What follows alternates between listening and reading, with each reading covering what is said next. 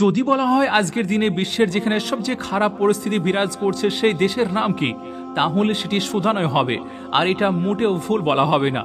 গাজা উপত্যকায় যে ধ্বংসযজ্ঞ ও অত্যাচার চলছিল তা কিছুদিনই হয়েছে থেমে যাওয়া, অথবা সেটি এখনও ঠিকঠাক থামেনি। কিন্তু এরই মধ্যে অন্যদিকে এখন সোশ্যাল মিডিয়ায় সর্বত্র সুদানের চিত্র দেখা যাচ্ছে।